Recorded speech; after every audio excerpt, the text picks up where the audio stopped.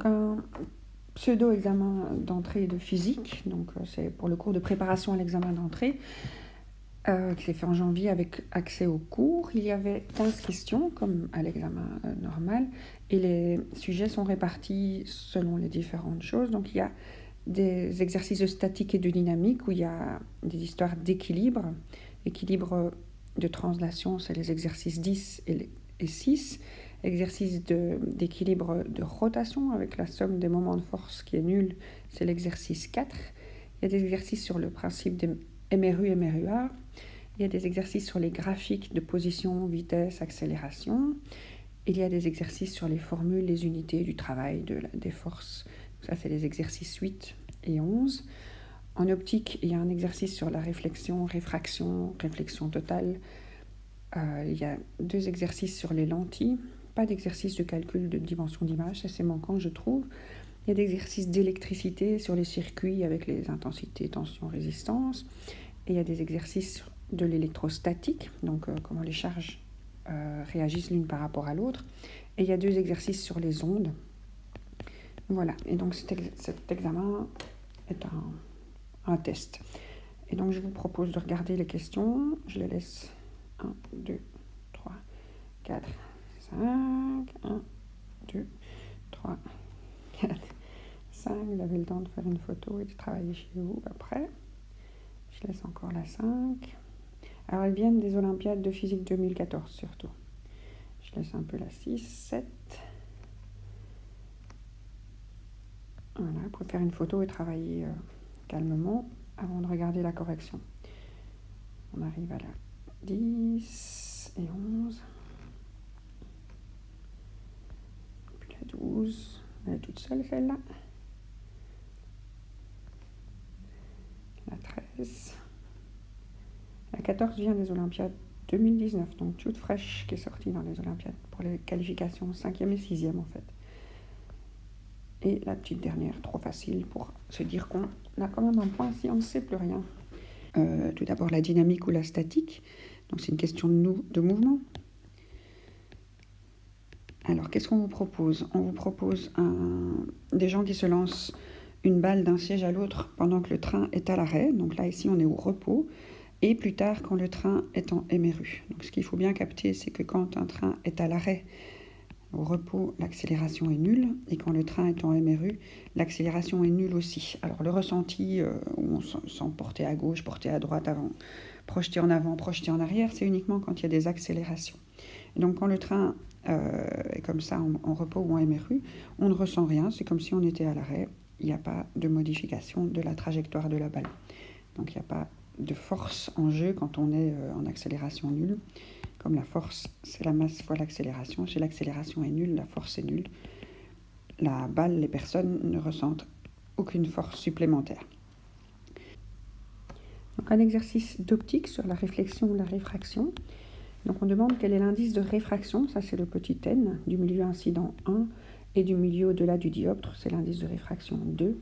Et on parle d'angle limite. Alors un angle limite, c'est un angle incident pour lequel l'angle réfracté est de 90 degrés. Donc ça veut dire que quand on passe d'un milieu qui freine plus, donc plus réfringent,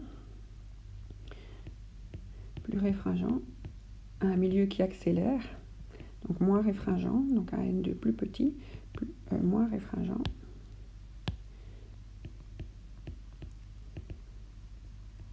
eh bien, on va avoir une accélération, donc par rapport au dioptre, on va s'écarter du dioptre.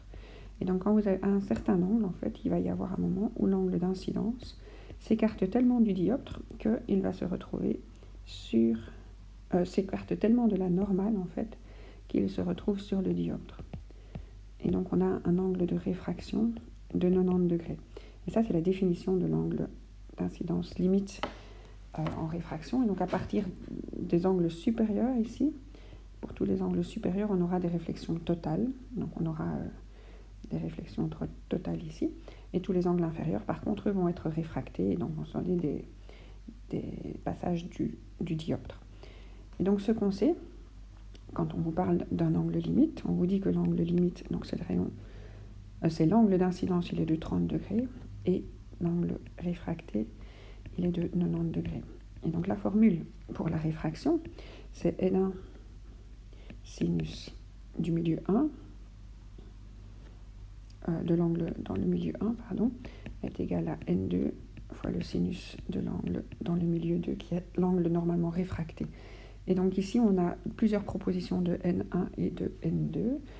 Alors, on connaît le sinus de 30 degrés, ça vaut 1,5. On connaît le sinus de 90 degrés, ça vaut 1, pardon. Et donc, on va pouvoir faire des rapports de N1 sur N2. Donc, imaginons que je fais comme ça. Donc, j'ai sinus 30 divisé par sinus 90, qui est égal à N2 sur N1. Le sinus 30, c'est 1,5. Le sinus de 90, c'est 1. Donc, si j'essaie d'être facile, je me dis N2, c'est 0,5. N1, c'est 1. Mais alors, il y a quand même une attention.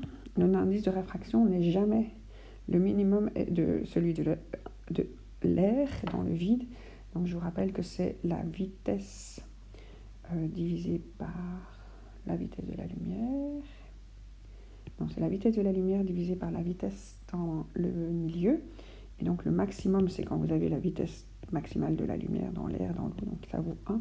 Et les autres, ils vont être plus grands que 1. C'est toujours plus grand que 1 de n, plus grand ou égal à 1. Et donc, on ne peut pas garder n2 égale 1,5. Ça, c'est pas possible. Il faut faire x2, donc le rapport pour quelque chose d'1,5. Donc, si je fais 2 sur 1, j'ai pareil aussi. Hein. Et donc, je peux prendre un n2 de 1, n2 de 1, voilà, et n1 de 2. Et donc, le n2 est donc bien moins réfringent, ça accélère. On accélère. Et le n1 est plus réfringent, on freine. Et donc, c'est dans ce cas-là qu'on a un angle limite. Donc, quand un angle incident va être accéléré. Et donc, tous les autres étaient dans le mauvais sens. Donc là, ici, comme ça freine. De là à là, ça freine. Donc, on n'aura jamais d'angle limite. De là à là, ça freine. On n'aura jamais d'angle limite. Et ici, c'était l'autre qu'on pouvait croire bonne. Mais attention, le n est toujours supérieur ou égal à 1. Donc, c'est la réponse C uniquement. Une question d'électricité. Alors, les questions d'électricité, ce n'est pas les préférées. Alors ici, il faut connaître ce que c'est comme genre de circuit. C'est ici un circuit en parallèle. Donc en parallèle, on peut dire beaucoup de choses. On peut dire que les intensités s'additionnent. Alors, qu'est-ce qu'on a comme intensité? On a 10 ampères, 6 ampères, et donc on peut très bien trouver la dernière ampérage. Donc, on a une intensité totale, une intensité 1, on va appeler ça 1, et une intensité 2. Et donc l'intensité totale est de 10 ampères, l'intensité 1 est de 6 ampères, donc l'autre est obligé d'être de 4 ampères. Et donc on va pouvoir rajouter cette info-ci. Alors ce qu'on sait aussi, c'est qu'en parallèle, les U sont pareils partout. U constant. Donc mon U total est égal à mon U1 plus, pardon, pas plus. Mon U total est égal à U1 égal à U2. Après, il y a aussi des formules sur ces histoires de tension, résistance. Donc moi, je connais les formules de Youri tombe dans le puits. Alors, on peut dire que U total, c'est R total fois I total. Donc ça, je suis en train d'appliquer celle-ci de cette façon-là. Hein. R1, I1 est égal à R2, I2.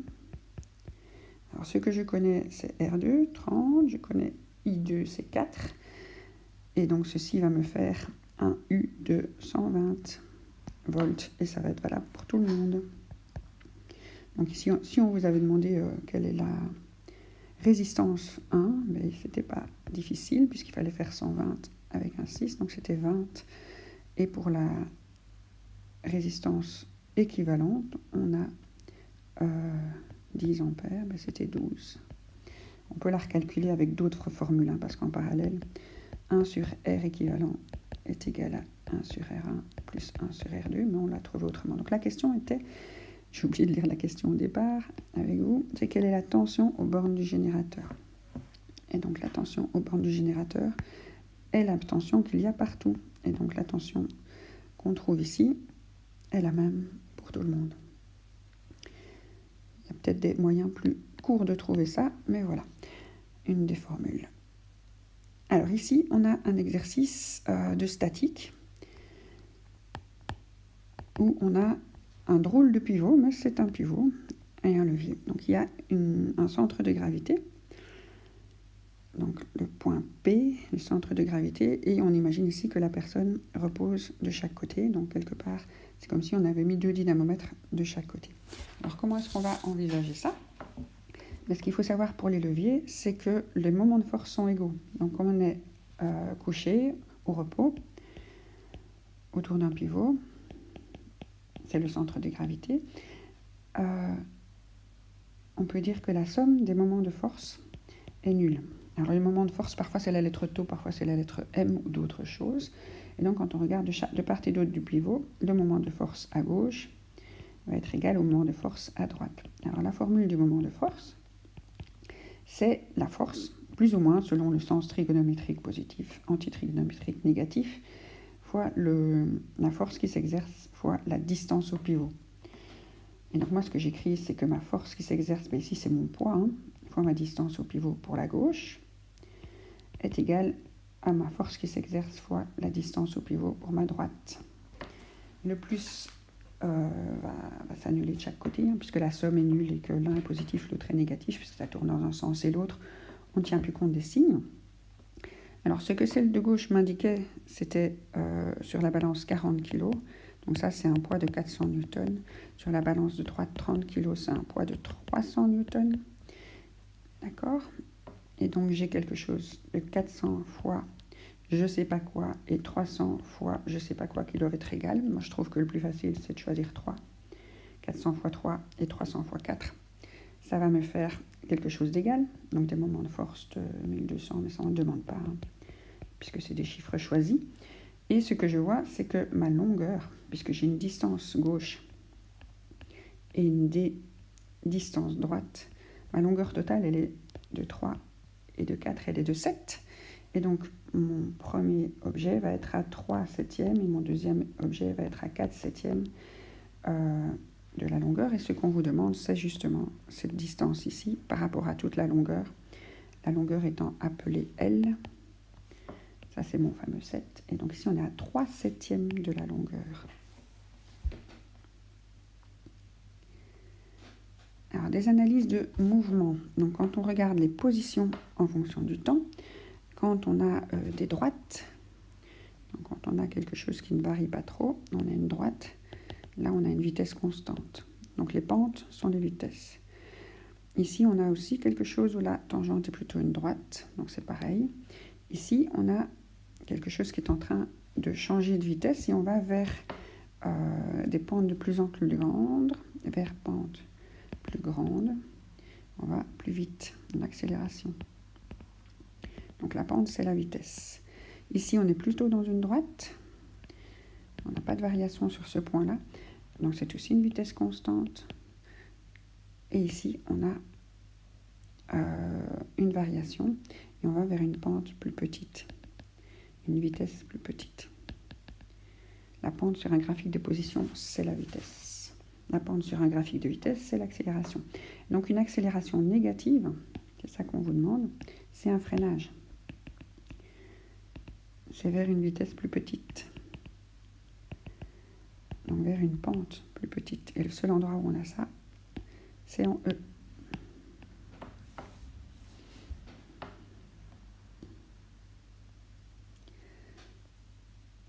Alors, un exercice de nouveau de statique. Je crois que j'ai beaucoup choisi de statique ici. Et donc, on a une personne qui déplace à vitesse constante. Donc, c'est aussi de la dynamique plutôt. Donc, vitesse constante, ça c'est important. On a une somme des forces nulles. Et donc, on exerce une force dans le bras. Donc, ce qu'on nous montre, la force indiquée sur le schéma. La force exercée par le bras sur le rideau est de 5 newtons. Et on vous demande la force de frottement imposée au rideau par le rail. Alors, une force de frottement s'oppose toujours au mouvement.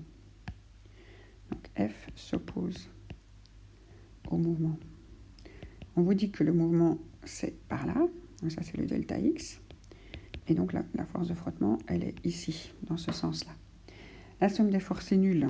Donc, on a des forces verticales. On a un poids du rideau, mais on a aussi une résistance du crochet. Donc ça, les forces verticales, elles existent toujours et on n'a pas rajouté du poids sur le rideau. Et donc, ma force ici de traction doit être égale à ma force de frottement. Donc, je vais les dessiner au même endroit. Et donc, la partie, comme il y a un angle entre les deux, je vais projeter ma force de traction sur la longueur des frottements. Donc, je les ai fait un peu longs. Donc, on a la force, et donc les frottements, ils sont ici. Et donc, sont parfaitement égales. Donc, les frottements sont égales à ma force que j'exerce moi, mais ma force parallèle au mouvement du... Donc, cette force-ci, c'est la force parallèle au mouvement du rail. Et donc, ce que je dois projeter, c'est ma force sur ma force parallèle. Donc, ça, c'est des histoires de sinus et de cosinus. Et donc, on a un angle, 20 degrés, et il faut projeter sur l'axe qui n'est pas celui de l'angle. Donc, il faut basculer ça comme ça, si vous préférez. Donc, l'axe trigonométrique, je connais mon 20 degrés ici. Mais je pourrais imaginer qu'il est là aussi, hein, mon 20 degrés. Et donc, je cherche quelque chose qui se projette dans l'endroit qui n'est pas l'angle. Et donc, ça, je dois utiliser l'axe des sinus et pas l'axe des cosinus. Et donc ici, pour avoir ma force parallèle, c'est ma force fois le sinus de 20 degrés. Ça va ? Et donc mes frottements, qui sont cette force parallèle, ça va être cette force de 5 newtons qu'on me donne fois le sinus de 20 degrés. Donc la réponse était la B. Un petit peu d'électrostatique. Alors, on a une sphère métallique. Donc ça, c'est avec des électrons libres qui savent bouger dans tous les sens. Elle est dans le vide, donc elle n'est pas dérangée. Elle est reliée à la Terre. Donc on a la Terre qui est aussi bourrée d'électrons. Et l'interrupteur est fermé. Alors un interrupteur fermé, c'est la lumière allumée. Donc ça, c'est peut-être pas si clair pour tout le monde. Donc un interrupteur fermé, le courant passe. D'accord ? Quand l'interrupteur sera ouvert, le courant ne va plus passer. Donc avec un interrupteur ouvert, le courant ne passe plus. Ça va ? Donc, une sphère métallique se trouve dans le vide et reliée à la Terre par un interrupteur fermé. On approche une deuxième sphère. Elle est positive. Donc l'autre, elle n'est pas spécialement positive. Si vous approchez quelque chose de positif, ben vous allez quelque part vous allez attirer ce qui est négatif. Donc les électrons vont arriver ici. Donc ceci va devenir négatif. Vous ouvrez ensuite l'interrupteur. Et donc, on regarde ce qui se passe. Les sphères ne se sont pas touchées. Il n'y a pas eu un seul échange. Donc, ce qui était arrivé comme électron dans la sphère K va y rester. Et donc, K est chargé négativement et R, elle était positive. Il ne lui est rien arrivé. Ah, les super unités, conversion de unités, on adore ça. Donc, la 8. Alors... il y a des chiffres qui vous parlent, donc on pourrait vraiment tomber à chaque fois dedans. Donc peut-être pour savoir ce que c'est qu'un joule. Un joule, c'est une énergie, ça peut être un travail aussi. Le travail, c'est la puissance fois le temps. Et donc quand vous travaillez en kilowattheure, donc kilowattheure, si vous devez transformer ça en joules, qui sont en fait les unités internationales, au lieu du kilowatt, vous allez devoir mettre 1000 watts. Au lieu de l'heure, vous allez devoir mettre 3600 secondes. Et donc, 1 kilowattheure, c'est 3 600 000 joules. Alors, on a l'impression qu'on a la bonne réponse. Mais ici, on vous a donné l'inverse. Si vous cherchez 1 joule, ça va être 1 sur 300 kilowattheure. Et donc, on a donné le rapport inverse. Donc, ce qui se passe, il faut savoir qu'un joule, c'est très petit. 1 kilowattheure, c'est très grand. Ce chiffre a été inventé pour que vos factures d'électricité ne mettent pas des chiffres... vous n'ayez pas l'air de consommer énormément. Donc, on vous donne une grande unité. Vous avez l'impression que vous consommez peu de grandes unités. Alors, électron-volt, c'est le même problème. Donc, un électron-volt, c'est l'énergie d'un électron dans un volt. Donc, un électron-volt, Quand vous avez un électron soumis à une tension d'1 volt, il présente, mais c'est très petit un électron, donc très très peu de joules. C'est parce que sa charge est ce 1,6 des exposants moins 19 coulombs. Hein. Il y a une histoire du nombre d'Avogadro dans l'histoire aussi, je ne sais plus trop quoi. Mais donc ce qu'on vous a donné, c'était aussi l'inverse. Donc 1 joule, c'est 1 10 exposant moins 19. Donc c'est vrai que ça va être un chiffre... Ici, le rapport de grandeur est pas mal. Donc le joule est grand et l'électronvol est très petit. Donc là, on aurait pu croire qu'avec ce plus 19, qu'on était dans le bon, mais il y a le 1 sur qui change le chiffre, donc c'est pas 1,6. Donc c'était vache. Alors la calorie, maintenant, on est de nouveau dans des chiffres qui parlent, hein, 4185, 4186, c'est des choses qu'on connaît. Et donc ça, c'est la chaleur massique de l'eau, la calorie. Donc c'est un petit peu peut-être de la thermochimie, hein, plutôt chimique que physique. Donc la chaleur massique de l'eau, c'est le nombre de joules que vous devez fournir pour élever de 1 degré 1 kg d'eau. Et donc 1 kilocalorie, pour élever 1 kg d'eau par kilo et de 1 degré, c'est 4186 joules. Donc de nouveau, 1 joule, c'est 1 sur ce chiffre et donc pas ce chiffre. Et donc on doit se... Donc ça, c'était pas bon, hein. J'avais encadré pour vous montrer le chiffre, donc c'était pas bon, c'est l'inverse. Ici, c'est pas bon non plus. Il y a une histoire de moins qui a disparu, mais c'est quand même un chiffre inverse. Ceci, c'est pareil, c'est pas bon. Donc, il nous reste à attaquer les histoires de passage d'une formule à l'autre. Alors, je vous ai mis une formule du travail ici pour travailler avec les kilowatts et les heures. Mais il y a une deuxième formule du travail qui est la force exercée sur un certain déplacement. Ce qu'on sait aussi, c'est que la force, ça c'est une vieille formule, c'est la masse fois l'accélération. Donc je peux remplacer ma force par l'accélération. Et donc je tiens mon travail, c'est m fois a fois delta x. Alors à partir de là, je peux retrouver mon unité pas trop difficilement. Donc la masse, c'est en kilos. L'accélération, c'est des mètres par seconde au carré. Et des positions, c'est des mètres. Et donc on se retrouve avec nos mètres au carré. Nos secondes moins 2, ça veut dire qu'on est en dessous. Et notre kilo, donc la bonne réponse est la D. Mais il y avait quand même pas mal de pièges dans cette question. C'est une question d'Olympiade. Ici, la difficulté, je ne sais pas si c'est l'impression de l'exercice du STOS ou quoi, mais il fallait voir le petit moins ici. Donc, je n'ai pas modifié ce qui est publié dans beaucoup de syllabus de préparation. Et donc, qu'est-ce qu'on nous propose ? On nous propose une trajectoire d'une particule qui va aller d'une position 30, qui va passer au-delà du 0, qui va se retrouver à une position moins 40. Et ça se fait en 5 secondes. Donc elle va se retrouver là-bas, et elle part de là-bas. Alors on peut avoir des accélérations des freinages, mais on imagine uniquement le début et l'arrivée, et donc on vous demande de calculer la vitesse. Alors la vitesse, si on considère que une vitesse moyenne, c'est la variation de la position par rapport à la variation du temps. Une variation, c'est toujours la fin moins le début. C'est toujours la fin moins le début.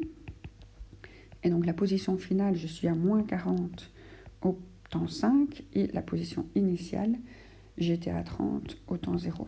Et donc j'ai moins 70 divisé par 5. Et ça me fait moins 15. Alors les unités, toujours faire attention aux unités, c'était des centimètres et des secondes. Et donc, moins 15, qu'est-ce que je raconte ? Moi, 7 divisé par 5, ça fait 14. Et donc la réponse était la 4.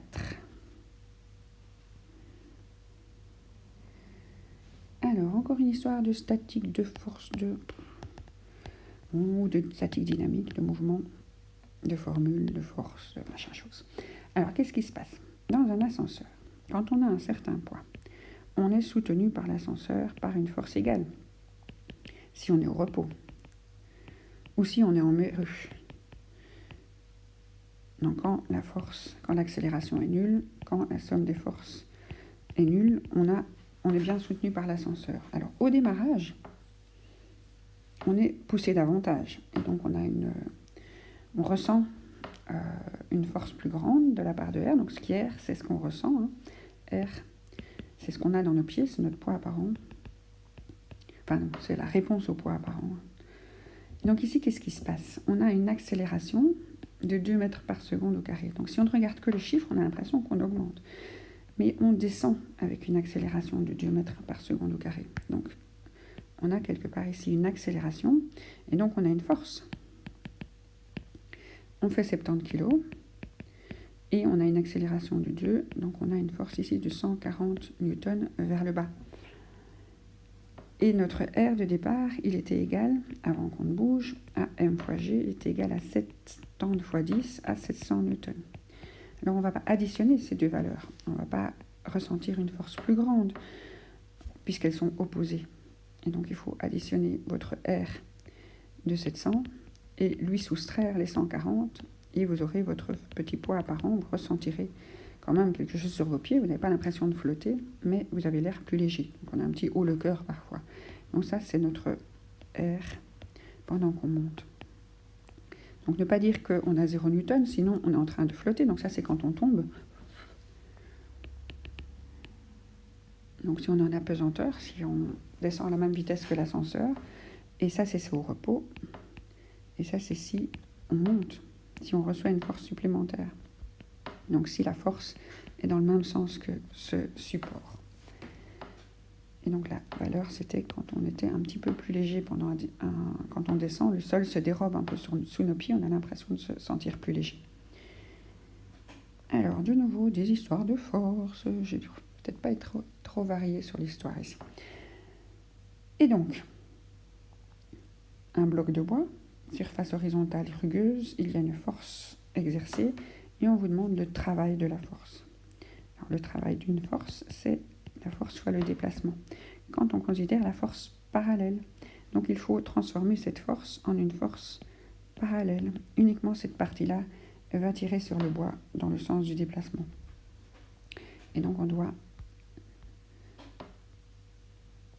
s'occuper uniquement de cette partie-là. Alors comment transformer la force oblique en une force horizontale? On doit prendre cette fois-ci le cosinus, parce qu'on est dans on connaît l'angle de 60 ici, et on veut aller vers cette partie-là. Et donc la force parallèle, c'est la force fois le cosinus de 60. Et donc le travail, c'est la force, elle vaut 10 newtons, fois le cosinus de 60, ça vaut 1,5. Et il faut encore multiplier le déplacement de 2 mètres. Et donc, on a 10 joules. Un travail sans joules. Il n'y a pas besoin de calculer la force de frottement. On connaît la force avec laquelle on tire, qui dépend des frottements. Et donc, si on voulait calculer la force des frottements, c'est la même. Hein. La force des frottements est identique, puisqu'on va à vitesse constante. Même pas, en fait, on pourrait accélérer. Ça, c'est si on était à vitesse constante, les frottements seraient égaux. Mais si on pourrait être en train d'accélérer, puisqu'on exerce cette force-là, l'effet que ça a sur le bloc ne change pas le travail de la force. Alors, on passe aux exercices sur les ondes. Alors, les formules sur les ondes, il faut les connaître. Il y en a quelques-unes, mais là, celle dont on va avoir besoin ici, c'est la longueur d'onde, c'est la vitesse de l'onde fois la période de l'onde. Je crois. Ah non, c'est pas celle-là, ça c'est l'exercice suivant. Cet exercice-ci, on a juste besoin de savoir que la fréquence est l'inverse de la période. Et donc, il faut bien trouver la période. La période, moi, j'aime bien commencer au 0 et revenir au 0. Donc, ma période, elle est ici. Et le piège, c'était les fameuses millisecondes. Donc, ma période est de 1 à 5, donc de 4 millisecondes. Et quand je prends l'inverse de 4 millisecondes, je prends l'inverse de 0,004. Ça va? Et donc, on prend 1 sur 4 millièmes. Moi, je le fais comme ça. Et donc, je vois que c'est 250 Hz. Donc, si on n'a pas vu le milliseconde, on n'est pas avec le bon rapport de 0. Alors, encore des exercices d'ondes. Donc, ici, on a des informations sur des mètres. Donc, ça, c'est la longueur d'onde. Et on a des informations sur la période. Donc, ça, c'est pas des secondes, donc c'est la période. Donc, on prend le départ. Moi, j'aime bien passer au 0. Et on voit que la longueur d'onde est de 4 mètres. Et ici, la période, elle est de 0,5, de 1,5 secondes. Alors, on voit bien que le graphique est fait de manière à nous induire en erreur. Si on prend la même distance sur les deux graphiques, on est foutu. C'est pas gentil. Alors, la formule, c'est celle-ci. Ce qu'on vous demande, c'est C, donc la vitesse de l'onde. C'est la longueur d'onde divisée par la période. Ma longueur d'onde est de 4, ma période est de 0,5. Et donc, c'est 4 divisé par 1,5. Et donc, ça nous fait du 8 mètres par seconde. Il nous reste 2 questions, on va y arriver. Donc ça, c'est les Olympiades 2019, tout frais, tout beau, tout chaud d'hier. Et donc, ici, on a de nouveau des réfractions. Donc, on a des trajets. Donc, je vous rappelle que quand on va d'un milieu qui freine, donc quand on va passer dans l'eau, on va freiner. Quand on va passer dans l'air, on va accélérer. Et on va de nouveau freiner. Et on va de nouveau accélérer. Donc quand on freine, on se rapproche de la normale. Quand on accélère, on s'éloigne de la normale. Et cette accélération, ce freinage, cet écartement et remettre doit être chaque fois le même. Donc ici, on s'est rapproché de la normale. Yop. À la sortie, on s'est éloigné de la normale. À l'entrée, on s'est rapproché. À la sortie, on s'est éloigné. Donc, c'est pas très, très, très visible. Mais ce qu'il faut, c'est qu'absolument, on reste avec des parallèles. Donc, il faut que ça reste parallèle. Puisque l'entrée et sortie, quand on a des dioptres bien parallèles, pas si vous commencez à avoir un prisme, dans ce cas-là, il va y avoir des variations. C'est pas comme ça, mais... Donc, si vous avez des entrées et sorties qui sont parallèles, donc si vous avez des prismes rectangulaires, vous avez toujours une entrée et sortie qui sont parallèles, décalées, mais parallèles. Donc, je ne sais pas, on va essayer d'améliorer un peu. Hop, pourquoi ? Parce que la façon dont vous vous éloignez ou rapprochez est la même. Donc, ici, on s'est éloigné et puis on s'est rapproché, c'est la même. Donc, ici, c'est que si on passe dans l'air, j'imagine, à première vue, puisque j'ai fait plus vite. Et ici, moins vite. Donc, ici, j'ai fait l'inverse. Ça va ? Donc, ce qu'on a sur le dessin ici, c'est de l'eau. Et donc, dans ce cas-là, on arrive avec un grand, on freine, et puis on réaccélère. Et il faut que ce premier et ce dernier soient parallèles l'un avec l'autre, parce que le freinage est égal à l'accélération. Et ça, dans les deux cas. Et donc, un autre, non, il n'y en a aucun autre où on était parallèle. Ici, on s'éloignait, donc c'est comme si on avait accéléré, donc ça, c'est pas bon. Ici, on se rapprochait, donc c'était bon, mais vous ne pouvez pas, un dioptre, faire une réflexion totale comme ça. Si vous avez une réflexion totale, ce sera à l'intérieur, vous voyez ? Donc, on n'a jamais de réflexion sur une normale. Réflexion sur dioptre, ça peut arriver. Si vous avez dépassé l'angle limite, et si vous êtes dans le milieu plus réfringent, donc ça, c'était possible, mais pas sur normale. Donc, vous ne pouvez pas rebondir du même côté que le rayon.